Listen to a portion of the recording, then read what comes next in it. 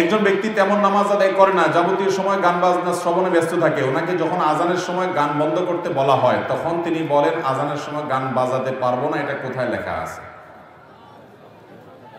এই লোকরে বড় করে একটা বক্সিন দিবেন। বক্সিন দেওয়ার পরে বলবেন, যদি বলে আমাকে বক্সিন কেন দিলা, বলবেন যে তোমাকে বক্সিন দেওয়া যাবে না, এই কথা কোথায় লেখা আছে? তুমি কোরআন থেকে দেখাবা, হাদিস থেকে দেখাবা যে এই লোকরে বক্সিন দেওয়া যাবে না লেখা আছে। কোরআনে কোথাও লেখা নাই যে তোমারে বক্সিন দেওয়া যাবে না। অতএব বক্সিন কেন? আরেকটা দেব।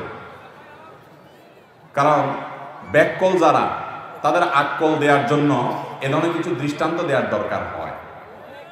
কোরআনে আল্লাহ রাব্বুল আলামিন তোমাকে আলাদা করে বলে নাই যে আজানের সময় গান শুনবা না, কিন্তু লাহওয়াল হাদিস ওমিনান নাসি মান ইয়াশতারি লাহওয়াল হাদিস, এই আয়াতের ব্যাখ্যায় সারা বিশ্বের কোরআনের সবচেয়ে বড় ব্যাখ্যাতা, নবী সাল্লাল্লাহু আলাইহি ওয়াসাল্লামের পক্ষ থেকে সার্টিফাইড ব্যাখ্যাতা রাইসুল মুফাসসিরিন আব্দুল্লাহ ইবনে আব্বাস রাদিয়াল্লাহু আনহু সহ বিশ্ববিখ্যাত মুফাসসিরগণের তাফসীর হলো এখানে আল্লাহ রাব্বুল আলামিন বাদ্যযন্ত্র সহকারে গান সেটাকে হারাম করেছেন।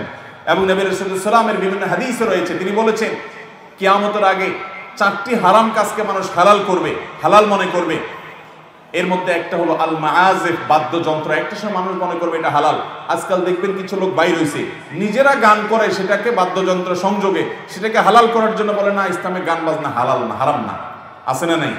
আবার কিছু পীরের মুরিদ আছে যারা বলে যে আসমানটা কাঁপছিল কেন, জমিনটা নাচছিল কেন, বড় পীর ঘামছিল কেন, সেই দিন সেই দিন। এরপরে কি খাজা গান গেয়েছিল যেই দিন যেই দিন, হ্যাঁ, আল্লাহ নবীজির গান। তারপরে কি পীর আউলিয়ার শান।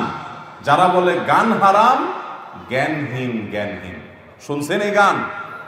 বাউলরাই ফাউল গান গায়, বুঝতে পারছেন? আপনার আকাম করতে মনে চায়, আপনি আকাম করেন, আল্লাহর সাথে আপনার বোঝাপড়া হবে।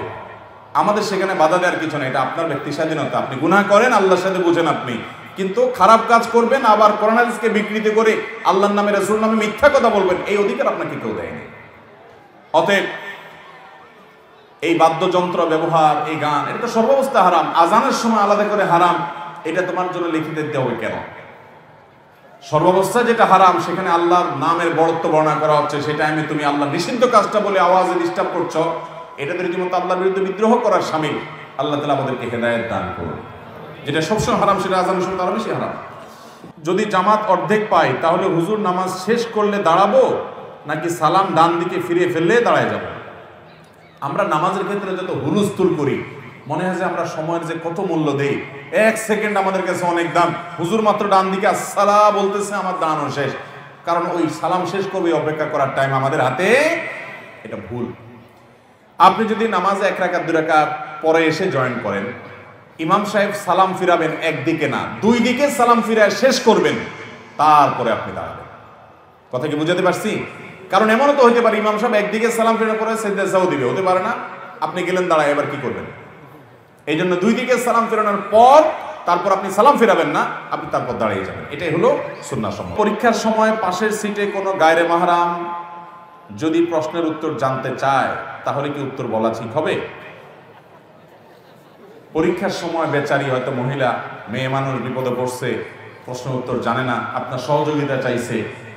এই প্রশ্নকারী হয়তো মনে করছে নবীজি সাল্লাল্লাহু আলাইহি সাল্লামের এই হাদিসের কথা হয়তো তার মনে পড়ছে কিনা কি জানে, যে কোনো মুসলমানের বিপদে তার পাশে দাঁড়াবে, আল্লাহ তাআলা আখিরাতে তার বিপদ দূর করে দিবেন।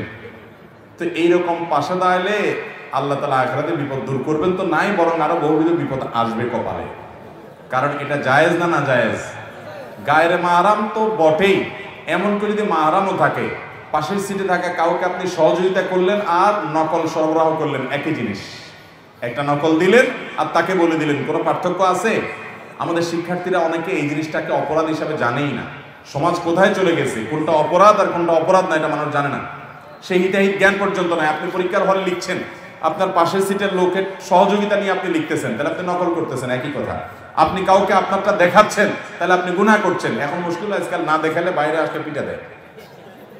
বিভিন্ন সময় পত্রিকা দেখা যায় যে পোলাপান্ত কিশোর বয়স থেকে আজকাল সন্ত্রাসী হয়ে যাচ্ছে, না দেখালে বাইরে আসলে মাইর দেওয়ার ভয় দেখায়। তো যাই হোক, সেরকম অবিচার করার কথা বললে ভিন্ন কথা, আদারওয়াইজ এটা জায়েজ হতে পারে না। আমি সতর ঢেকে ফুটবল খেলি, কিন্তু আমার বন্ধুরা হাফ প্যান্ট পরে খেলে, এই অবস্থায় আমার কি গুনাহ হবে? আপনি সতর ঢেকে খেলেন, আলহামদুলিল্লাহ, তাহলে আপনার খেলাটা জায়েজ আছে।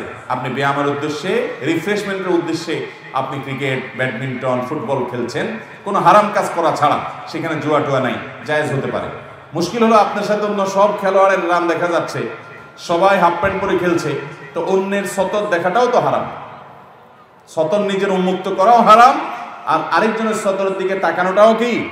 এখন আপনি যদি ওদিকে তাকানো ছাড়া খেলতে পারেন তাহলে জায়েজ হবে, কিন্তু এটা কিভাবে সম্ভব? 20-30 জন মানুষ একই মাঠে দৌড়াদৌড়ি করবে, বল পাস করবেন, নিবেন, তার সহযোগিতা খেলবেন, তাহলে সেক্ষেত্রে তার রানের দিকে তো আপনি তাকাবেনই। যারা এই প্রচলিত ফুটবল খেলা দেখেন তারা শুধু এই একটি বিষয় চিন্তা করেন, আপনি এই লোকগুলোর সতর দেখা লাগা গিয়ে লাগে না। সতর ঢাকার ফরজ আল্লাহ তাআলা করেছেন, সেদিকে তাকানোটা হারাম, যেহেতু আল্লাহ তাআলা ফরজ করেছেন ওইটা ঢেকে রাখাটা। সে উন্মুক্ত করেছে, সে গুনাহগার হচ্ছে, আর আপনি তাকাচ্ছেন, আপনি গুনাহগার হচ্ছেন। অতএব এটা জায়েজ হতে পারে।